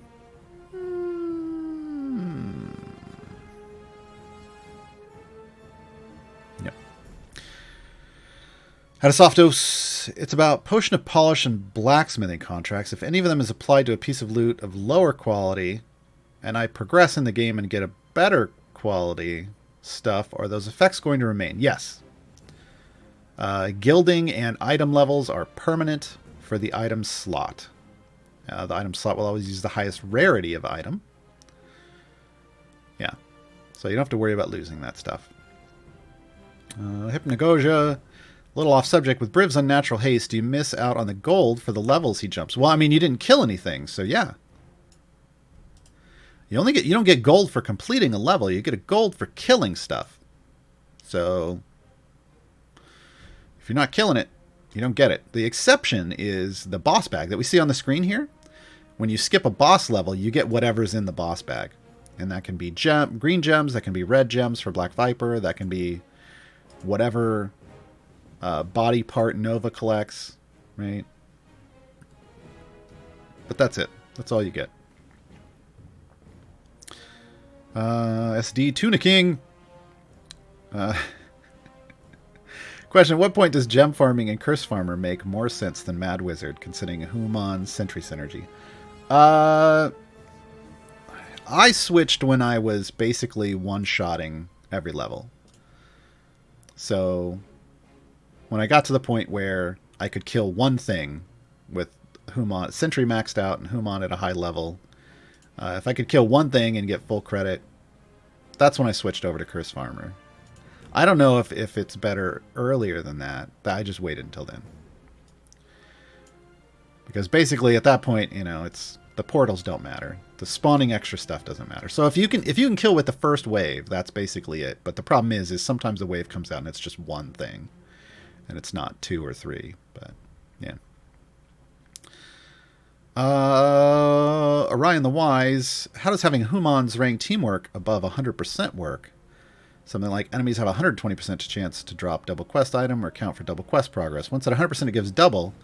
Not sure what more than 100% would give you. Well, it's a chance to get triple. So what you're doing is you're guaranteeing, at 100% you're guaranteeing that you get double credit. And any percentage above that is a chance to get triple credit. And it just keeps going. They never capped it. They never capped it. So you can get to the point where you kill one thing and get like a 2,400%. You kill one thing and you get credit for killing 25. Yeah, Yami. Is this a rebroadcast or are we blessed with the third day of Gaarawarr? Yes. On the third day of Gaarawarr. No, that's... I did do the 12 days of Guidemiss last year. I am not doing that again this year, though. That was where over 12 days I updated guides. So on the first day I updated one guide, and the second day I updated 2 guides. We're not doing that again. That was... Oh my god, that almost broke me. That almost broke me. It was too much. It's too much work. I'm still updating my guides, folks. So here, I'm going to put this in chat. The reason I am here is because I make guides for the game. There's over 100 guides for the game at that link in the chat. They're all focused primarily on new player understanding of things. I leave the high level stuff to other people just because people get angry at high levels, if you don't do it just the way they want you to, I prefer explaining systems and concepts to new players. I think that's more useful. So yeah, head over there. I have updated with the most recent soft cap increase for champions, I've updated the core champions. I've updated all the evergreens. I've updated the year 1, the year 2 champions, and now I'm working on the year 3 champions. The year 5s are obviously already fine, so I've got to work my way through the rest of the year 3s and the year 4s, just to make sure they have all their new stuff. But yeah, most of them are updated now. It's just taking a while.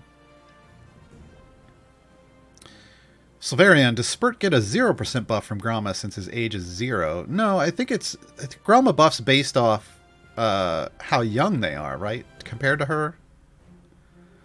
So he should get the maximum buff, right? Let me put Gromma in and double check.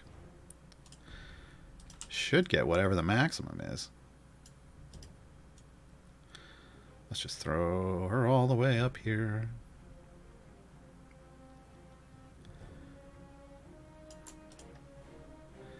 Grandmother love. Increases damage of all champions in proportion to their age. Reduced by 1% for every 10 years old they are over age 20. So yeah, Spurts just get maximum. But I mean, it doesn't matter. He's not a DPS. So raising his damage doesn't matter. Grandmother love only really matters for whoever your DPS is. What does click debuff mean? Tabarja. It is a reference to a playstyle where you use primarily or completely debuff champions, and instead of relying on a DPS champion in your formation, you just rely on leveling up your click damage over here on the left as high as possible, and let your familiars basically click kill everything. I was demonstrating this the other day on one of the GG2E streams. I think it was Thursdays.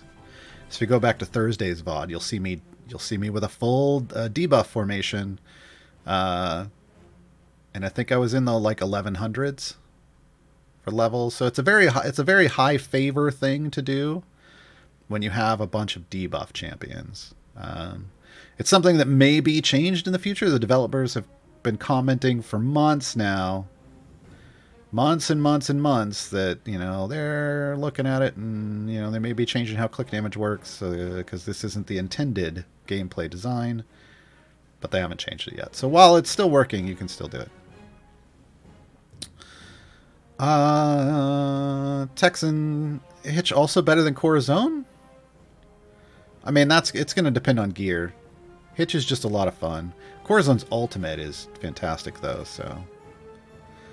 Yeah, any kind of any comparisons between people who can be used as DPS are more about their gear than anything else. Kevin, what felt worse, full shiny on Delano or full shiny on Nerds? Neither. Because when I got full shiny on Delano, that meant I was one step closer to getting full shiny on all my core and evergreens. And when I got Nerds, that was just me shining out my Nerds. I did that I had them saved up and I opened them on purpose so I'd shine it the moment I unlocked them. And that's what I'm actually storing these chests for, is these. There's like this one has 5 guaranteed shinies, and then each of these has 1. So I've got the 6 between 2 of these. These 2 will get me all 6 shinies for the new evergreen when it drops. So yeah, I don't feel bad about that at all. I've got plenty of them. I get duplicate shinies all the time on core and evergreen, so when it comes to a core and evergreen champion, getting extra shinies doesn't feel bad to me at all.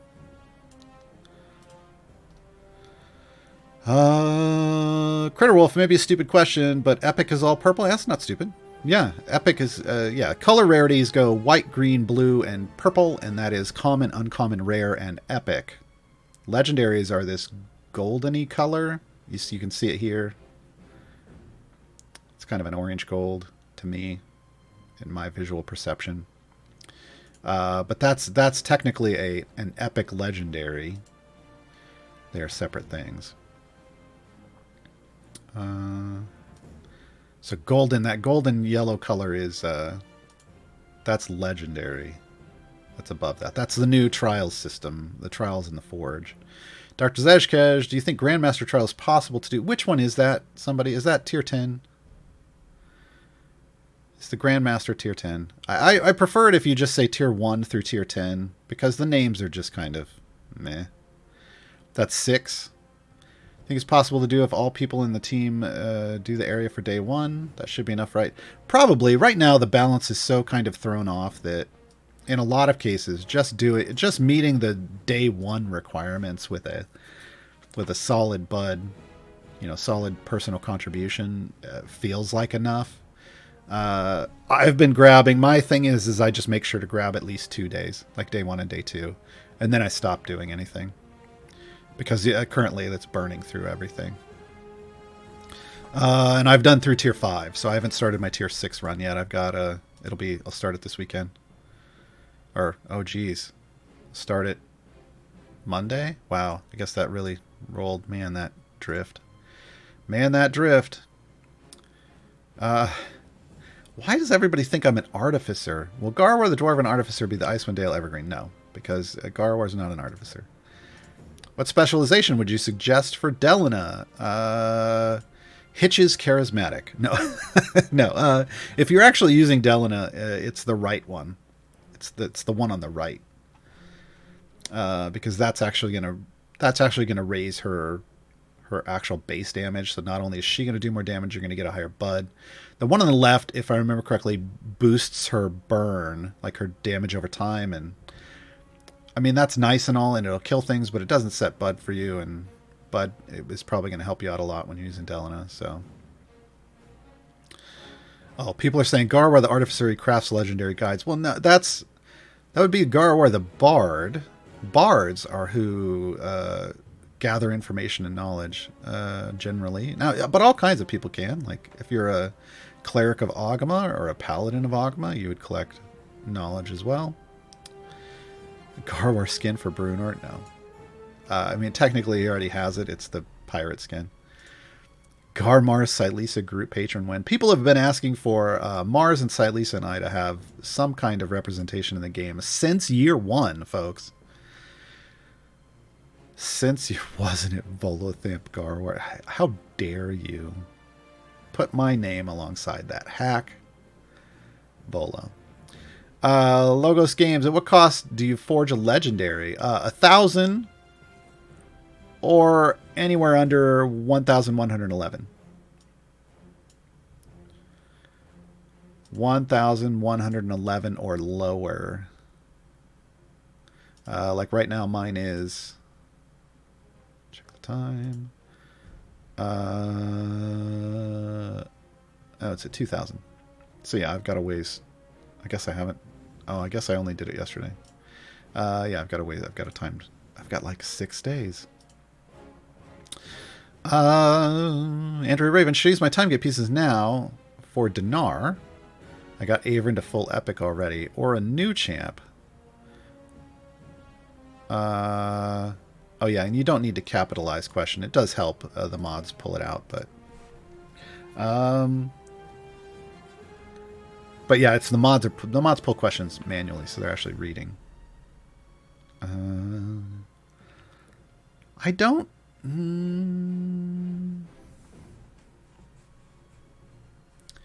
I mean, I don't know why you would want Dinar other than the events going on right now, but the only thing that does is if you have tons, and if you have just an overly excessive amount of bounty contracts, like people at Endgame do, then they'll buy chests out of the store with them, but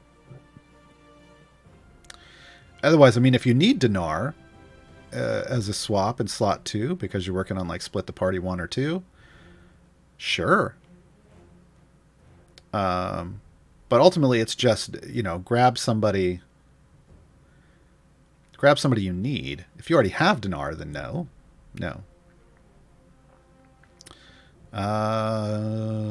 Brian Kosuzik. If I get a spare receipt for Nerds Candy, do people want them? Maybe. You can ask on like the subreddit. I went and bought more Nerds the other day because I'm one adventure away from having all of them, and I forgot to get the receipt. I'll get it. I'll get another one, though, later. I gotta stop buying this candy, though. It's just too sugary for me. They're good, but I just can't have that much sugar. On its own. Slytherius, I think I'm having a glitch right now to stop progress on a humanoid boss that has humanoid minions to fill out the humanoid requirement for one of the Trials of Mount Tiamat challenges, and killing everything but the boss was powering up as I've been typing. Yeah, that's a glitch. No, it just... things glitch sometimes. Especially if you're using speed potions or you haven't reset in a while. Where are you getting those gold chest packs? By buying stuff. So every now and then, like with this, if it had come with God, I've bought so many things. I don't think I have something to demonstrate with. Yeah. So I own most of the things, but let's say Clover for some reason came with gold chests. Well, when you buy that pack, then I just let it sit in the store, because if I bought enough of it, it's going to come with a guaranteed shiny, and yeah, it's kind of the way that works. Wild offers are usually where they come from, but sometimes it's packs like that. The large pack, this one, was Founders pack year 4 or 5 or whatever we're on now. Whatever the current Founders pack is, that's where these came from, and these were all probably wild offers. These were all probably wild offers.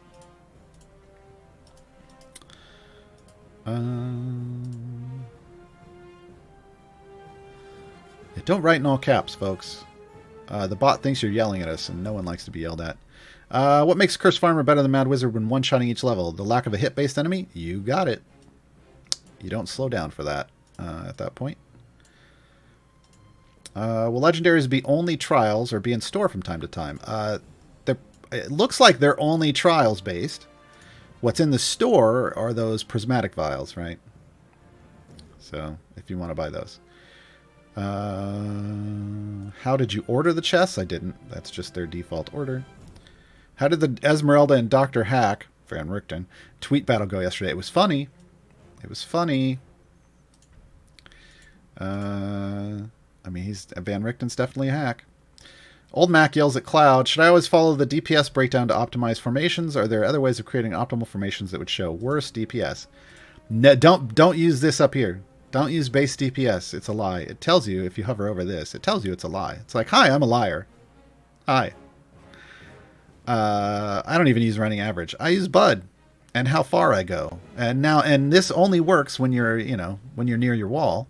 So you just kind of have to learn how to build formations, but ultimately your wall, you're going to learn how to optimize them by Bud. I annoy people regularly on my streams by not building an optimized formation at all and running hundreds like this one. I'm running hundreds of levels with them and then only switching them up and optimizing them at my wall, because honestly, that's all you really need to do. So use Bud and combined with how far you're pushing to optimize your formations. Base DPS is a lie. Those when it lights up green or it goes red, those are estimates and they're not necessarily correct. So, Monk, I know the devs keep saying, well, yeah, it's pretty good. It's mostly correct.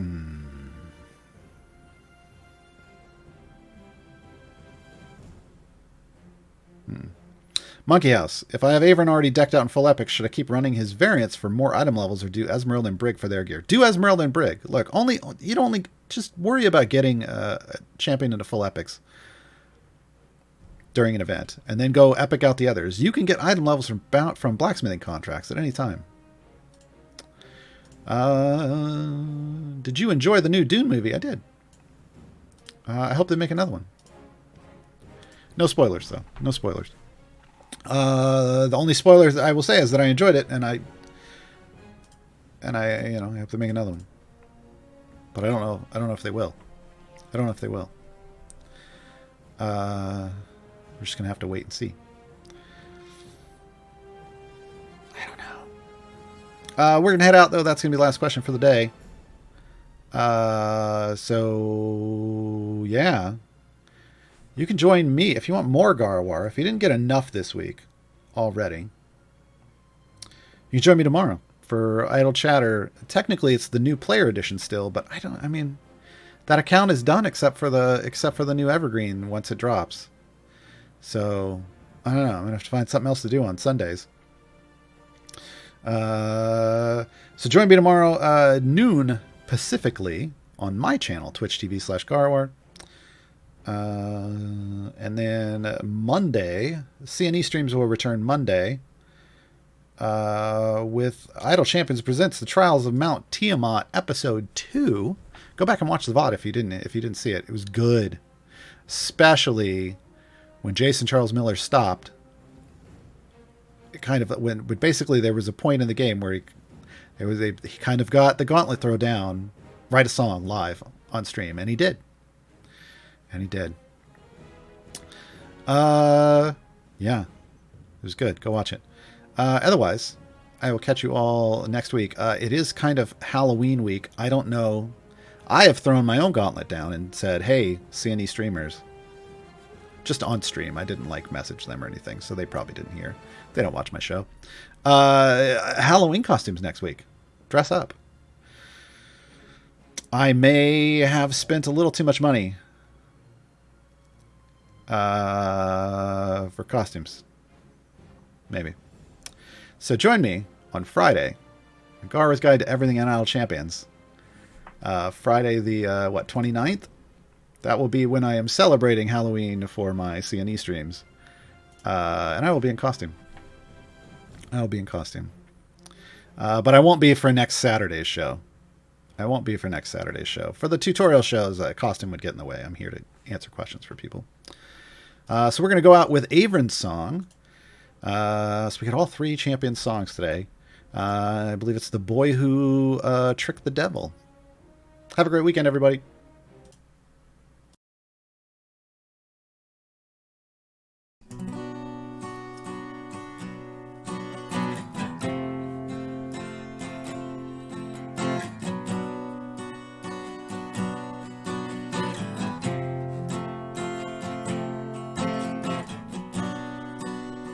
Creeping in the shadow, mischief in his eye, the thief who stole the world, progenitor of life.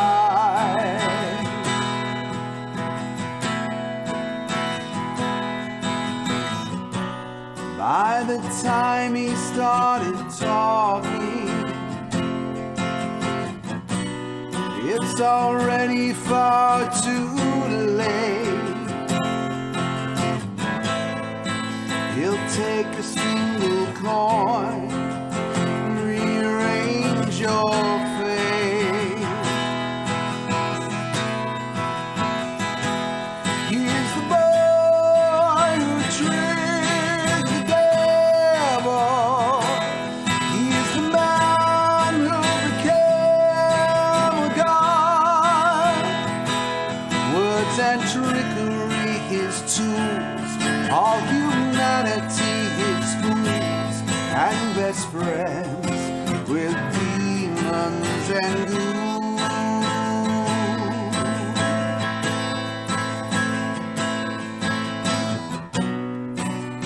If you come to bargain, he'll listen to your plea. A pact of life for power, nothing comes for free.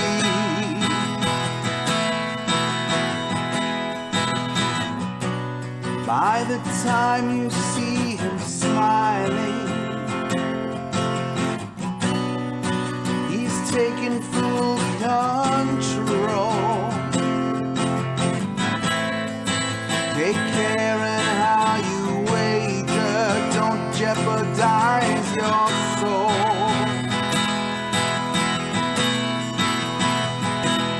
He's the boy who tricked the devil. He's the man who became a god. Words and trickery his tools, all humanity his fools, and best friends with demons and ghouls.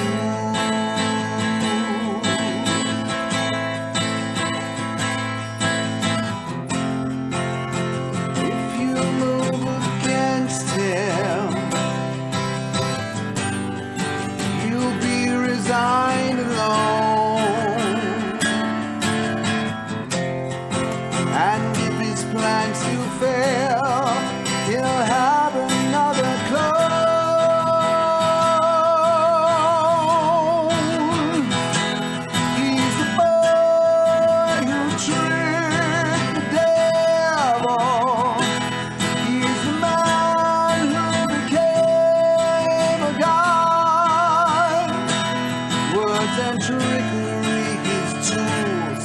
All humanity is fools and best friends with demons and ghouls. So beware of breaking his rules.